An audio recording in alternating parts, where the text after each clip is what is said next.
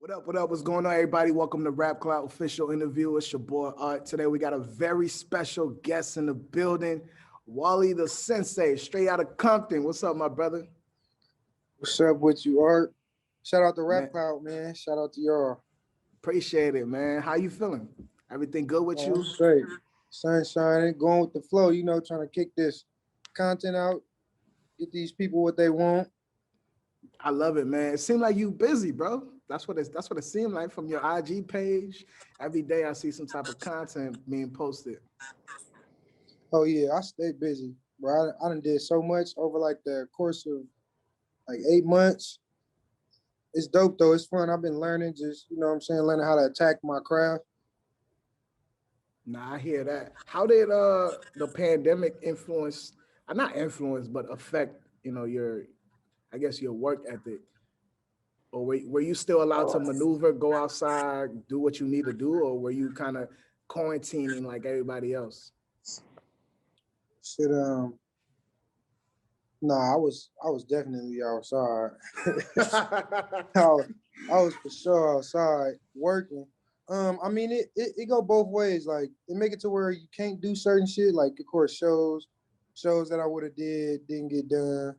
But at the same time, it kind of like took people back to the basics of work though. Like of just making sure that the work is good. It's easy to be heard during the pandemic. Probably not easy to be seen, but you can still move around and get shit done. I got people around me that just don't take no for an answer when it comes to life. Like, you know what I'm saying? So we ain't really stopped nothing. Man, that's a valuable lesson right there, man. I gotta highlight that. You said the pandemic made you realize something about working. Like, explain that, because I think that's very important. Yeah, because with so much shit going on in the world, like, as in shows and stuff, a lot of people don't really have time to pay attention to their craft. Like, you know what I'm saying? Make sure that they still Mm, putting themselves into it. I feel like the fact that we got this pandemic going on, it just that time at home, the extra time that we is getting at home, it just give you time to work on your music. It's gonna show, you know what I'm saying? At the end of this, if it ever ends, it's gonna show who is, working and who is just bullshitting. damn. I mean, they got a vaccine, so hopefully sooner than later it's gonna end. But I think you're right, man. Like I think it increased or should have increased your level of focus. Because if you are somebody who question some of the times that you have in your schedules to do things, then this pandemic should have like provided you with that extra level of focus that you claim that you needed, and Exactly. it's truly what you needed. But man, let's talk about your background, man. Like I want to know your story. I know you're from Compton, uh, but just kind of walk us through your story. Like what was it like growing up in Compton, and just your experiences growing up? Um, Man, it was interesting. It's still interesting. Like I'm somebody who's still like, you know what I'm saying? Uh who's still like I would call myself still involved. Like, I still try to do as much as I can around my neighborhood and shit like that. But growing up I loved it. Shit, it was tough, just like anywhere else. It's hard to explain though. Like I bounced around a lot at the same time. Like, school to school. I was a rough kid, getting kicked out of school and shit like that. Uh, I still fuck with music like the whole time, like under the radar. You know what I'm saying? Sports was my thing. Baseball, football, basketball. I did soccer a little bit. Started doing a little traveling, but growing up in Bompton is different. I think What you're do you gonna mean? have What do you mean by different? Different as in challenging? to everywhere. It's challenging everywhere, but I'm gonna just say different, like challenging in different ways. Mm. Like, you know what I'm saying? Now that I'm getting out and going other places, I never really been too many places before when I was younger and shit like that. Now that I'm going different places, just seeing everybody demeanors in different places, like Detroit, for instance. Detroit is a place that I would consider similar to where I'm from. Like, you know How's what I'm that? saying? Like, just the poverty issue and like, you know what I'm saying? Like the sense of a personal bubble. Like people mean here. you don't really notice. Like we aggressive here. You don't notice until you go to Alaska. And, you know what I'm saying? You meet people that touch you for no reason. Like, how you doing? Like, why you touching me? Yeah. Like, and they like, what's wrong with you? I'm like, shit, where I'm from, we don't touch each other if we don't know each other. So that's like a small example, but it was different challenges. You ever been down here? No, I haven't been to Compton, but I've been to LA once. I did an interview run out there um, last June around this time, and I didn't go to Compton. I went to. No, I went to Long Beach. I interviewed a rapper out there. Um, Shoot, his name is slipping my mind, but very big dude out there doing his thing. I can't remember his name, but I went out there once. I never got a chance to go to Compton though, but I Right, understand yeah, what you you're got saying. to, bro. You got to. And to answer your other question too a little bit better, like the pandemic affected us in a way such as, imagine if you was in the NBA, right? Mm-hmm. And they said no more games, just practice. Mm. Like, you get me? So you gonna be practicing your ass off when we get back to them games. Like, you know what I'm saying? You gotta have something different to show for it. You gotta be dunking now if you was just doing layups. Like, you get me? It's Yeah. a sense like that. Like, we might not be getting seen as much. We might not even get as much money out the league during that time, but it's just giving you a chance to grow. Like, you know what I'm saying? Yeah. Nah, that's important to highlight too. So is your given name Wally, or did that come later on when you started discovering music and everything Oh else? yeah, no, that name came later on. High Okay. school. Is there a significance behind the name? Um, the sensei part or just the Wally part? Wally, I got Yeah, a we can name dive that. into the sensei. I know the sensei is tied to your history or your connection or your love and admiration for the Asian culture. I know that part, but you can dive into it a little more. Yeah, most definitely. See, a sensei, to my knowledge, is somebody that's just, like wise. Somebody that's wise, and like in a physical sense, they might be able to take on any battle physically, but that don't mean they're going to. Like, you get me? Mm-hmm. Like, in another way, I did karate when I was younger, and I Okay. had a mentor. He was a sensei, and just my whole upbringing, like, there's a lot of shit that I learned coming up. It all correspond with each other, but you got the right idea though. Somebody who, if you Google the definition of a sensei or what they like I felt like all those things reminded me of myself, like, or what I wanted to be, like patient. You know what I'm saying? Somebody who's a teacher that can Do you, also kick ass. do you feel like you've grown into the full person that you want to be yet, or do you feel like you're still evolving? Because a sensei kind of, when I hear about a sensei, I hear someone that constantly evolving and constantly learning. Because that like you said, that is a wise person. So for somebody to be wise, you got to be willing to be receptive to new information. So Exactly. Receptive to information, understanding, all those same things. Yeah, I'm most definitely growing, bro. I had one stage in my life where I thought I knew everything. I ain't gonna say I didn't, but life gonna always show you otherwise. So yeah, I'm most definitely still growing, continuously growing, learning. Um, yeah, I'm most definitely growing. all right, man, let's I can't be who I'm gonna be yet. as a fact. That's a fact. Let's talk about this No Love EP. The very dope EP. I love the fact that you're very transparent and vulnerable with your content. But how did the EP? How did the concept came about for the EP? For No Love. Yeah. Um, the concept, or look, the name of that, I didn't name it until it was done. Okay. See, it came together kind of awkward. I didn't really know what I was doing. I just knew that I wanted to really give music a good effort.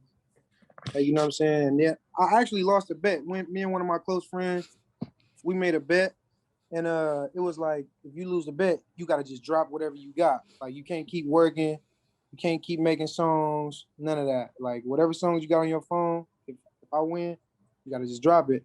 I lost the bet, so that's when I just decided to drop it. I dropped everything that I just had.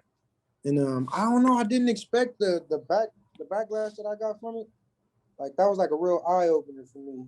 That's why I know I'm still growing, because you know what I'm saying, like this whole situation has been teaching me a lot. What backlash did you receive? They didn't like the approach you took with it? Well, like no, not negative backlash. I'm just saying like the feedback. My bad, that was the wrong word. Like all the good feedback, even negative. I just didn't know that many people would be interested in hearing my voice. Like that's what the thing was.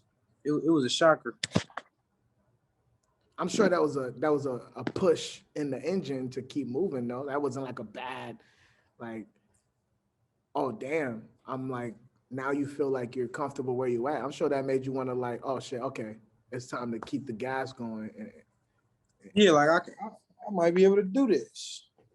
But Okay, yeah, now, and it go from that to just full confidence, like you know what I'm saying, and yeah, actually getting into your craft and learning what you're doing and how to do it, when to do it, how to do it the best.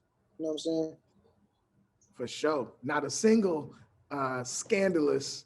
I like the one I want to talk about. Obviously, the one that I love all of them that you did, but obviously the one that people care about, the one with 42 Dugg. How did that collaboration came about? Um, that collab really came off the strength of me just trusting my team. Honestly, um, you know, I just trusted them with the decision. I made a good record. Me and the people that I worked with made a good record, and my team, I just trusted them when it came to that. Like you know what I'm saying. I was pretty new to the music business, and if you would have asked me, like honestly, Scandalous wasn't the song that I was playing when I left the studio the night I recorded it, if you know what I mean. I just really never knew it was gonna be that big of a song. So I hadn't planned, I hadn't planned that much for it. My team did a good job on making that decision. How do you feel about it now? Oh, I feel like it was a dope decision, because the thing is, like that's somebody from the other side of America. So you know what I'm saying? Like just the fact that our fan bases can collide and people that listen to him can get a taste of this Cali vibe. You know what I'm saying? Like I think Yeah, that's cool. That was dope. man, the record is very raunchy, very blatantly. You're just being honest, man. But like, and that's what I said in the beginning. I love the fact that you're transparent. But is that how you treating women out here? Are you as scandalous as you put out to be in the record? Uh, it depends on who you asking. If you ask me, I might tell you one thing, but if you ask every girl that I ever dealt with, they might tell you something else. So, but from my perspective, I wouldn't consider what I do scandalous. If somebody get done that way, I feel more so like that's what they asked for. Mm. So if I did somebody scandalous, then they needed to be done that way in my eyes. But yeah, I'm honest. I do people scandalous. I do female scandalous. They do us scandalous. Hmm. Yeah, man. I had a feeling once last summer when Kelani dropped her project, it was good until it wasn't. Man, I came on this same platform and I said, women are here, and they ain't taking no shit from us. They are here. They dugging us. They treating us how we've been treating them. You know what I'm saying? Depending on who you ask. Yeah, So yeah. I knew that was here, but that energy kind of felt like that energy from the No Love EP felt like it was kind of transformed into the 14th Love. That project that you put out also on Valentine's Day. Yeah. Which I like to call the holiday of false hopes, because I feel like that's the holiday that a lot of false hoping going on. But I want you to explain, because I really love this this project, man. So like, explain what 14th Love means. Obviously Valentine's Day, but what were you thinking when you were putting together this project? Because it's not what I expected. I thought it was gonna be a love song project, but it's not. It's not what you think. To me, 14th Love was like more of a sarcasm, like a sarcastic thing, like, you know, 14th Love. Like, I'm gonna try this shit again. But to answer your other question too about Scandalous, you got to look at it from a thing like I was talking in a sense like past tense. Like, I done did so much shit in my life that I don't even remember what most of these people were even talking about. Like when I was singing about females, then I switched to the streets, or talking about niggas trying to kill me and shit like that. I was basically just saying, like, you know, I live so fast, like I done did shit to so many people, and I forgot about it. So it don't necessarily mean you doing people scandalous at the moment, but even if you have done it, that song could be for you. Like, you know, if you've just been through those type of situations before. Yeah. And I'm glad you, I'm glad you brought that back, because that's something I wanted to ask you. So I'm really glad you brought that up, because I wanted to ask, you know, just your history, your background, your experiences of what you've been through in your past life. Is that kind of what you were trying to portray? Is like karma is real, and I'm afraid that might come back to me. That's what I kind of took from Nah, that it's message. more of an acceptance standpoint. Like that's why I ended it off with these streets that I grew up in is so scandalous, because that's just the way of life. That's just the way it is. Shit, that's how I had to get here. So, like, you know what I'm saying? Women and other people that may be in pursuit of me because I did them scandalous, they come from the same environment. So yeah, I am saying that karma is real, but most definitely not that I'm scared of it. I'm pretty much just, I've accepted it and everybody else haven't. Yeah. And I love when you say lines like, you know, I'm from the streets, but this love shit is dangerous. I love when you say, they say you got a good heart. That's when they say when you got a good heart, that's when you die. I love when you say shit like that. So that just leads to my next question, man. Like, when I hear lines like that, like, I'm just wondering, like, how dangerous do you think it is for a street nigga to fall in love? Man, I think it's real dangerous. I think we all need it sometimes, but um, I feel like people like me, street niggas, I feel like we got a lot of energy. Like, and able to live the lifestyle that we live, it take a lot more than a person would think. So when you got somebody that think they in love, or, you know what I'm saying, pursue a female, and he this type of person, like, he don't know nothing else but to put all his energy into it. So that's why I think it's dangerous for a street person rather than somebody who, like, you know what I'm saying, got a different type of understanding with life, because shit, it get different.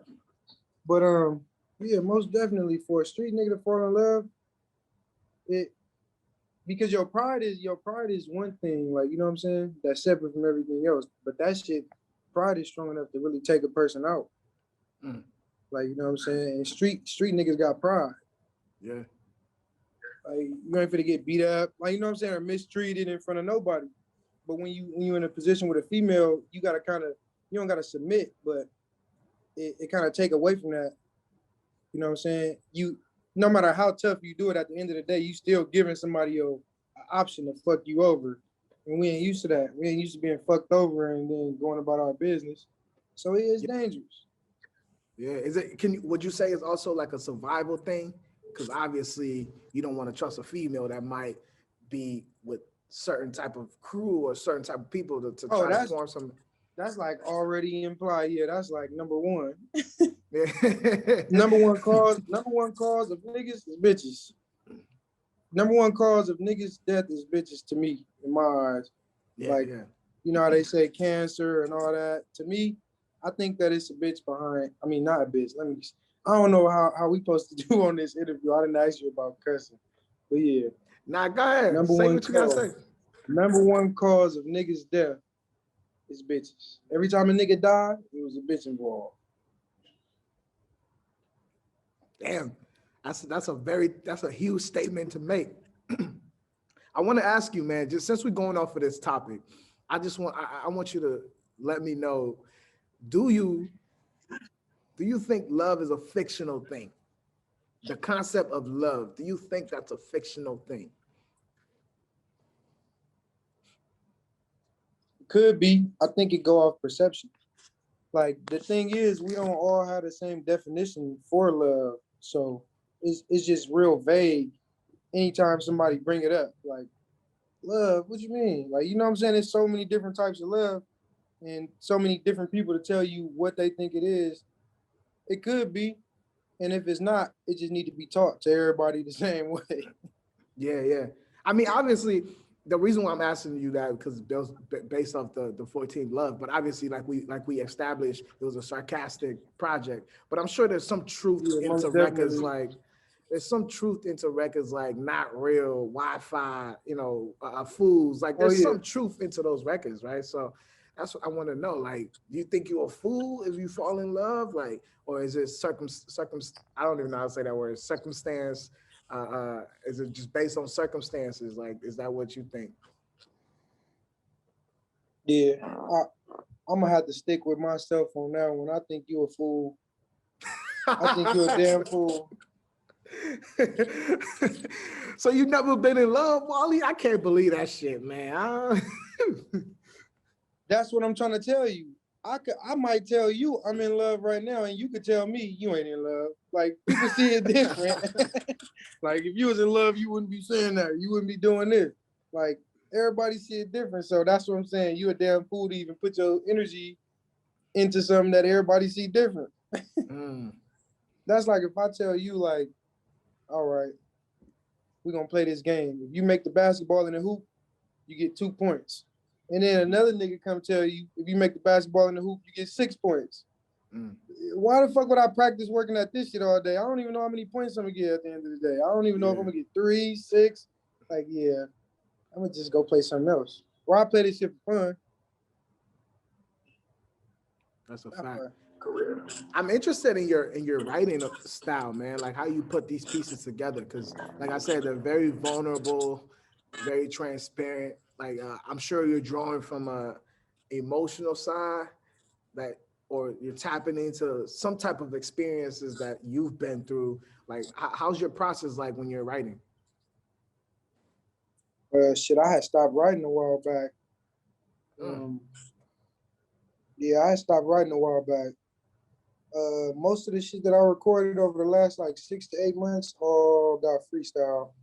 I probably wrote like 5 songs since like out of like 200.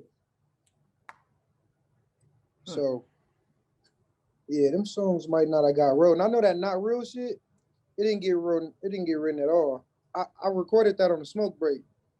Really? Like we was all recording, everybody went outside to smoke. I just freestyled that real quick before they came back in, and then we got back busy.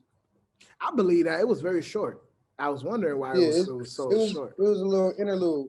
But yeah, a lot of this shit I don't write. That's where the instrumentals come in. Like, you know what I'm saying? They make you feel some substance.